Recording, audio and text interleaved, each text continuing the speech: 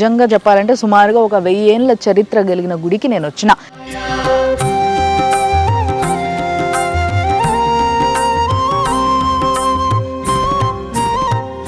ఇక్కడ ఒక నాగపాము నాగమణితోని నాగేంద్రుడు కూడా తిరిగేదంట. శంకర అరుణ శివ భస్మాంగధర అరుణ శివ త్రినేత్రమూర్తి అరుణ శివ. ఈడనంటే ఒక శ్వేత నాగు తిరుగుతుందంట. చాలా అద్భుతమైన గుడికి వచ్చినాము, చాలా గొప్ప చరిత్రను తెలుసుకున్నాం మనము. శివ కరుణ శివ అరుణాచల శ్రీ కరుణ శివ అరుణాచల శివ కరుణ శివ. సుమన్ టీవీ ప్రేక్షకులకి నమస్తే. ఈరోజు 100 ఏళ్ల ఆలయం సనాతన వైభవం. Sponsored by Sharma gold company. తాకట్టులో ఉన్న బంగారాన్ని విడిపించి ఆ రోజు ఆన్లైన్ రేటుకే మేము కొంటాం. Sharma gold company.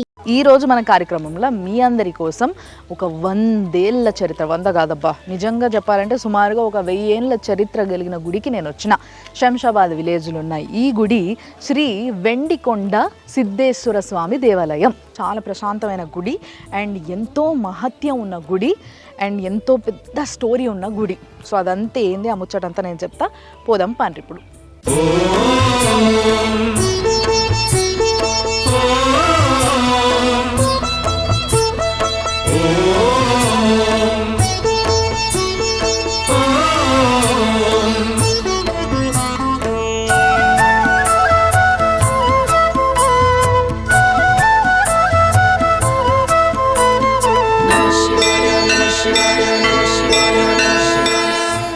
సో ఇట్లా కోనేరుకి ఎదురుగానే ఇట్లా ఫుల్గా మెట్లు ఉన్నాయి.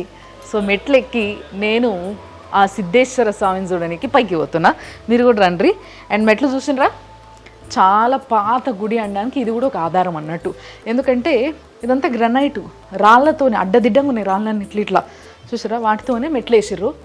అండ్ చాలామంది మొక్కులు మొక్కుంటారు కావచ్చు, అందుకోసమే ప్రతి మెట్టుకి గంధం బొట్టు, కుంకుమ బొట్టు, చాలామంది మోకాల మీద ఎక్కుడు, లేకపోతే హారతులు ఇచ్చుడు మెట్లకు, ఇట్లా చాలా మొక్కులు మొక్కుకొని ఇక్కడ అప్పట్లో చెప్పినారు కదా. ఇక్కడ కొందరిని అడిగితే చెప్పిర్రు ఏంది అంటే, అప్పట్లో ఈ గుడి ఎప్పుడైతే సిద్ధులు అంటే మునులు ఇక్కడ శివలింగాన్ని స్థాపించి పూజ చేయడం మొదలుపెట్టారో ఆ టైంలో ఇక్కడ కలరా అండ్ మలేరియా ఇంకేవేవో విషపూరిత వ్యాధులు ఇలాంటివన్నీ ఉండేవట. ఇక్కడ ఈ చిన్న ఊరు లాగా ఉండే కదా అప్పుడు. ఇప్పుడు అంటే శంషాబాద్ బాగా హైలైట్ ఏరియా అయిపోయింది, హాట్స్పాట్ అయిపోయింది. కానీ అప్పుడు సో ఇట్లాంటివన్నీ ఉన్నప్పుడు మాత్రం ఈడ ఈ శివుడి దగ్గరకు వచ్చి అభిషేకం చేసుకొని ఆ నీళ్ళు నెత్తిన చల్లుకున్నా, జరంతా తీర్థం లెక్క తీసుకున్నా అన్ని వ్యాధులు తగ్గేటివట.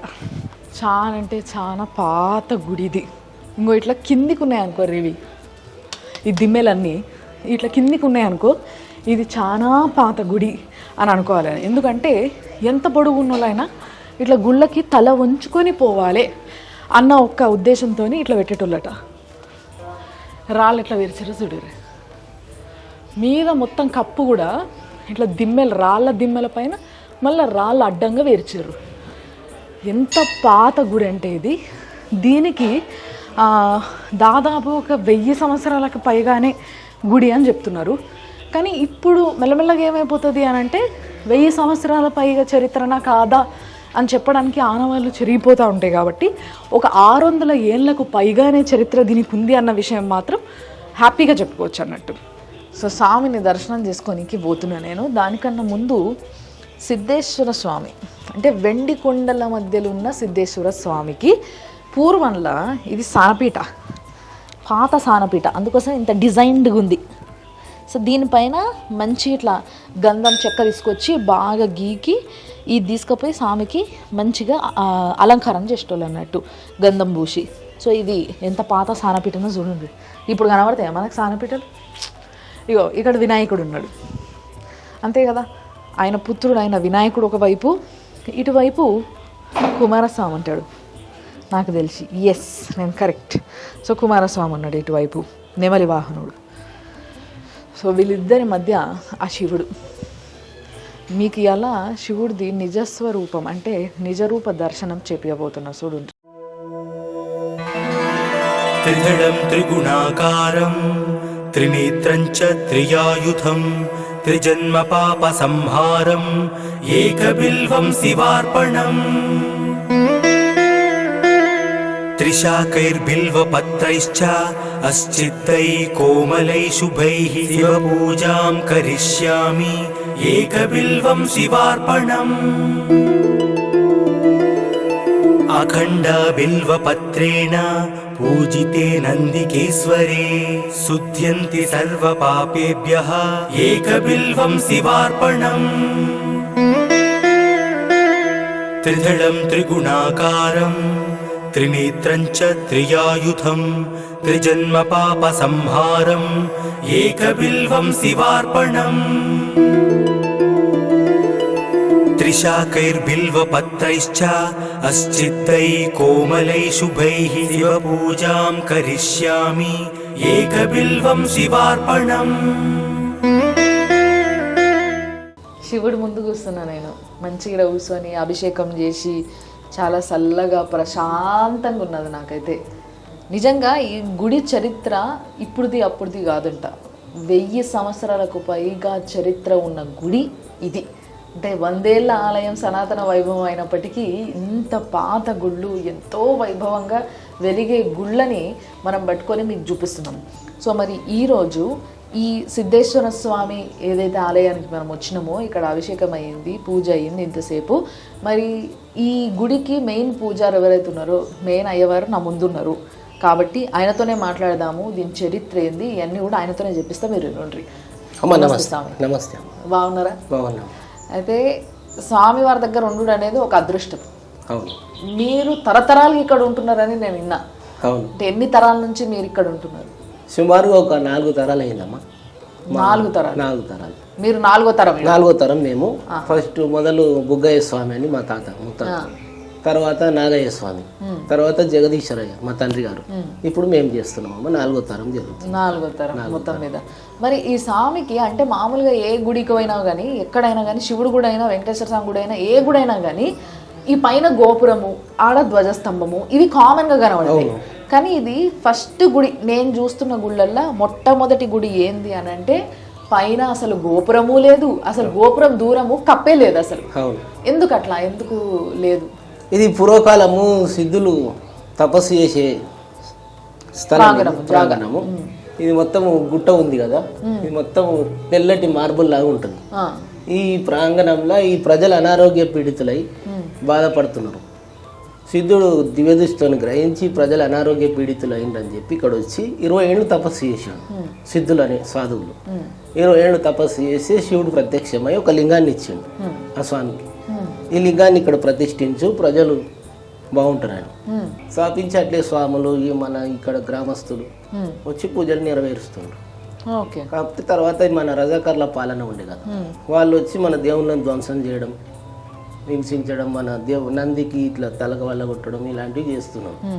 మళ్ళీ సిద్ధులు దివ్యదృష్టిని గ్రహించి మన హిందూ దేవుళ్ళని ధ్వంసం చేస్తారని చెప్పి వాళ్ళు మరలా వచ్చి అండర్ గ్రౌండ్ లోపట ఆ లింగాన్ని ప్రతిష్ఠించి పైన ఈ లింగాన్ని ప్రతిష్ఠించు.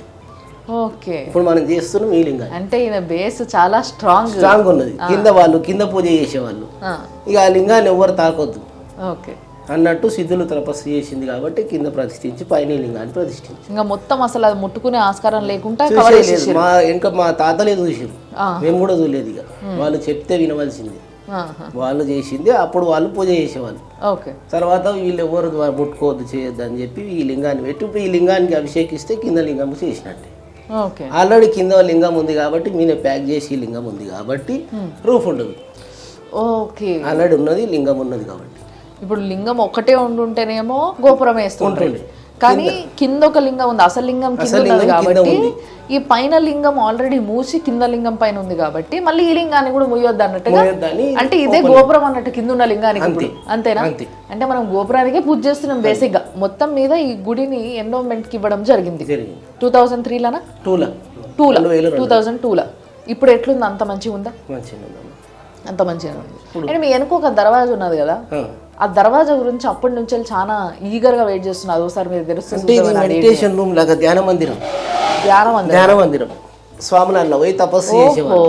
శివుడు తపస్సులు ఉంటాడు ధ్యానంలో, అట్లా ధ్యానం చేసేవాళ్ళు. అప్పుడు అఘోరలు కూడా వచ్చి ఆ గుండం ఉంది కదా అట్లకెళ్ళి నీళ్ళలో దిగి మళ్ళీ ఇట్లకెళ్ళి వచ్చి గుడి మీదకి వచ్చేది వీళ్ళకి కనబడేదంట. వాళ్ళని చూసి వీళ్ళు భయపడేదంట. పైకి వచ్చేది చూసేదంట, మళ్ళీ వాళ్ళు కనబడకపోదురంట. అయితే ఈ పక్కకు గురువ ఉన్నది, అందుకెళ్ళి శ్రీశైలం ఉందంట తోవ. అవునా? ఉన్నదంట, మొత్తం ప్యాక్ అయిపోయింది, ఓకే. మొత్తం మూసుకపోయింది. ఎప్పుడు ఈ వెనక అటు సైడ్ ఉంది, అందులోకి వెళ్ళి వెళ్ళిపోయే వాళ్ళంట. వాళ్ళు ఇక్కడ పూజ చేసుకొని అందులోకి వెళ్ళి వెళ్ళిపోయేదంట. శ్రీశైలం పోయేతాడు. శ్రీశైలం వెళ్ళే వాళ్ళంట. ఓహో. వీళ్ళు వచ్చేది చూసేదంట కానీ మళ్ళీ కనబడకపోదురంట. వాళ్ళు దిగకపోదురు, కనబడకపోదు. ఓకే. అంటే ఆ బొయ్యారంలోకి వెళ్ళి వెళ్ళిపోదురు వాళ్ళు అదే అప్పుడు. సో చాలా అద్భుతమైన గుడికి వచ్చినాము, చాలా గొప్ప చరిత్రను తెలుసుకున్నాం మనము. అయితే నిజంగా చెప్తున్నా కదా మీకు, మళ్ళీ డీటెయిల్గా నేను ఒకసారి చూపిద్దాం అనుకుంటున్నాను. ఏంది అని అంటే ఈ గుడి అంతా కూడా ఇంతకుముందు రాయితో ఉండేనంట. ఈ మధ్య రీసెంట్గా ఈ పాలరాయేసుడు ఇవన్నీ కానీ లేకుంటే ఇట్లా లేకుండే, ఇదంతా కూడా మొత్తం రాయి. అసలు ఈ మెయిన్ డోర్ కూడా, గుడికి డోర్ కూడా ఉండేది కాదట. ఆ డోర్ కూడా తర్వాత మొన్న పెట్టించిన డోర్ అంట. అండ్ మీదికి వెళ్ళి అదైతే చూసారు కదా, చాలా చిన్న ప్లేస్. ఆ చిన్న ప్లేస్లకి మన పంతులు గారు లోపలికి పోయి ఆడ పూజ చేసుకొని పొద్దున్నే బయటకు వచ్చేస్తాడు అన్నట్టు. తర్వాత ఈడ శివుడు తాను కూర్చొని ఇక శివునికి రోజంతా పూజలు అవుతాయి. ఆయన్నే పంచభూతాలకి అవతారము. మళ్ళీ అలాంటి స్వామికి ఇంకా మళ్ళీ కప్పేందుకు అని చెప్పేసి కప్పే లేకుంటే మొత్తం అంతా వర్షం పడ్డా, గాలైనా, ఎండైనా, ఏదేమైనా డైరెక్ట్ ఆ స్వామి మీద పడాల్సిందే. సో చాలాసార్లు వర్షాకాలంలో విపరీతంగా వర్షాలు పడుతుంటే చూసినరా, అలాంటి టైంలో పాపం పంతులు కూడా తడుచుకుంటూ కూర్చొని అట్లనే అభిషేకాలు, పూజలు అన్నీ వేస్తూ ఉంటారంట. ఈడ పున్నమి రోజు అంటే పౌర్ణమి రోజు ఎప్పుడైతే మధ్యరాత్రి 12-2 గంటలకు ఆ మధ్య టైంలో చంద్రుడు ఈ నడి మధ్యలోకి వచ్చి మంచి డైరెక్ట్ చంద్రుడి వెలుతురు ఏవైతే ఉంటుందో వెన్నెలు వచ్చి టక్కున అట్లా స్వామి మీద పడుతుందంట. అంతే కదా, ఏదైనా ఆ దేవుడికి ఆయన ఆధీనంలోకి వెళ్ళిపోవాల్సిందే అంతే. సో శివుడు ఆధీనంలోనే ప్రతిదీ ఉంటది కాబట్టి ఆయనని కాదని దాటి ఏదైనా పోగలుగుతుందా? ఇక్కడ ఒక నాగపాము నాగు అమ్మానితోని నాగేంద్ర కూడా తిరిగేదంట. మీకు ఎప్పుడన్నా కనబడ్డదా? చూసినా నేను 2-3 సార్లు చూసినా. మంచి పెద్ద ఉంది, ఇంత పొడుగు ఉంటది. అది మన గోధుమ కలర్ ఉంది, పెద్ద ఉంది, చాలా పెద్ద ఉంది. శ్వేతనాగ ఇప్పటికీ కూడా రాత్రి కూడా శ్వేతనాగ కూడా తిరుగుతుంది అని జనం లేనప్పుడు మధ్యరాత్రి వచ్చి తిరిగిపోతుంది. ఇప్పటికి కూడా అఘోరాలు వస్తారా ఎప్పుడన్నా? ఇప్పుడు లేరు, ఇప్పుడు వస్తారు, ఇప్పుడే వచ్చేవాళ్ళు. సంతోషం స్వామి, థ్యాంక్ యూ.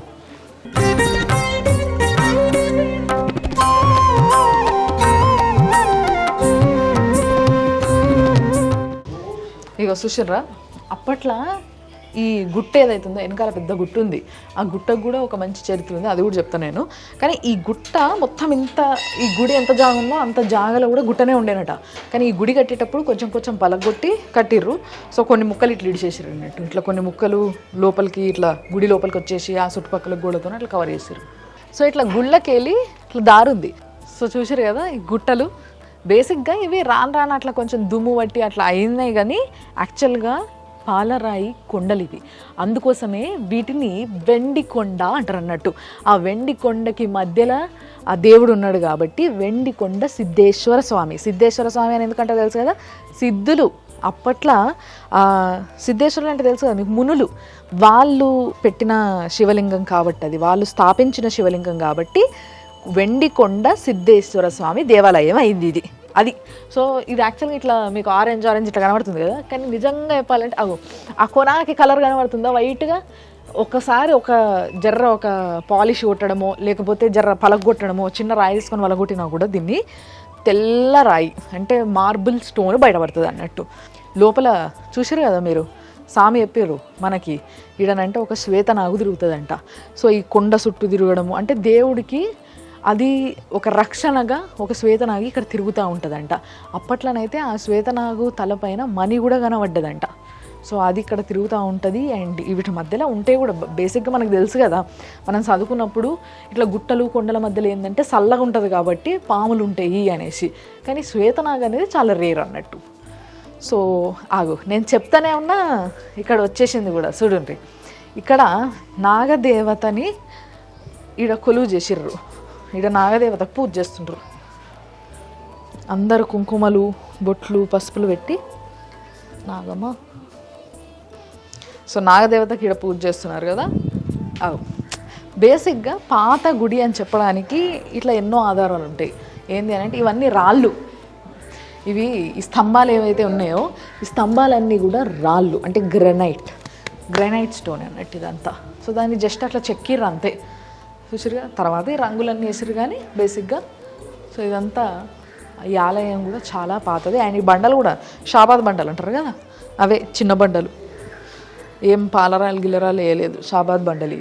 తర్వాత ఇక్కడ అమ్మవారు ఉంది, చూద్దాం పాడు.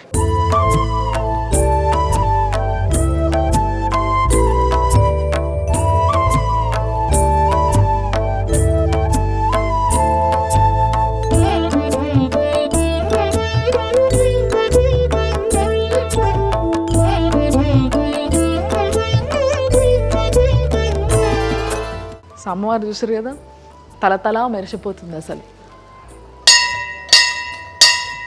శ్రీపీఠం ఉంది, అదే శ్రీచక్రం ఉంది. అండ్ ఇంకోవైపు ఇదే గుళ్ళ ఆ లోపల సైడ్ అటువైపు వీరభద్రస్వామి కూడా ఉన్నాడు, ఆడికి కూడా పోయి చూపిస్తాను. సో ఇప్పుడు నేను మీకు ఆకాశగంగా వ్యూ అంటారు అంటే దీన్ని, ఎందుకంటే మీదికి వెళ్ళి వర్షం అంటే గంగా దేవత డైరెక్ట్గా ఆ సాములకి అభిషేకం చేస్తుంది అన్నట్టు ఆ దారిలో. అస్సలు శివలింగం చూసిరుగా ఎంత పెద్దగా ఉందో, మామూలుగా లేదు అసలు. అంటే ఎంతో దూరం నుంచి ఇక్కడ ఈ సిద్ధుల గుట్టు ఉంది అని తెలిసేటట్టు ఇక్కడ ఒక పెద్ద శివలింగం పెట్టిర్రు గుడి మీద. అయితే నేను మీకు చెప్పిన కదా మీదికి వెళ్ళి దేవుని చూపిస్తా అని చెప్పేసి, ఏరియల్ వ్యూ అన్నట్టు అట్లా. సో ఇదే మనం దేవుడికి గోపురం లేదు కదా ఇక్కడ, సో గోపురంకి బదులుగా ఈ గుట్టనే ఉంది. ఇది ఏదైతే మొత్తం చూసినరా అసలు ఒక్కసారి ఆ కొన నుంచి ఈ కొన దాకా మొత్తం చూడండి, అంతా కూడా పాలరాయి. ఈ పాలరాయి ఈ గుట్ట తప్పితే ఈ చుట్టుపక్కల ఏ గుట్టలో కూడా మీకు ఈ పాలరాయి అనేది కనబడదు అంటే. అందుకోసమే దీన్ని స్పెషల్గా వెండికొండ సిద్ధుల గుట్ట అంటారు, వెండికొండ సిద్ధేశ్వర స్వామి అని అంటారు.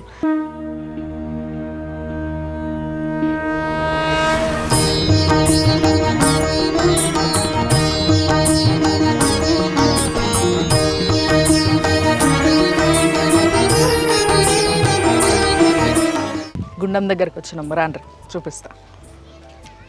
ఇగో ఇదే గుండం. అంటే బేసిక్గా దేవుడి గుడికి పోయే దారిలో ఎదురుగా ఇట్లా గుండం ఉందన్నట్టు. ఈ గుండంలోనే అప్పట్లో ఆ కాలంలో అఘోరాలు వచ్చి ఇట్లా గుండంలోకి దుంకి స్నానం చేసుకొని మళ్ళీ అటు సైడ్ నుంచి మెట్లు ఎక్కి ఆ మెట్ల మీదకి కనబడేటోళ్ళట. కానీ తర్వాత మాత్రం కనుమరుగయ్యేటోళ్ళంట. ప్రశాంతంగా ఉంది, చాలా హాయిగా ఉంది నిజంగా.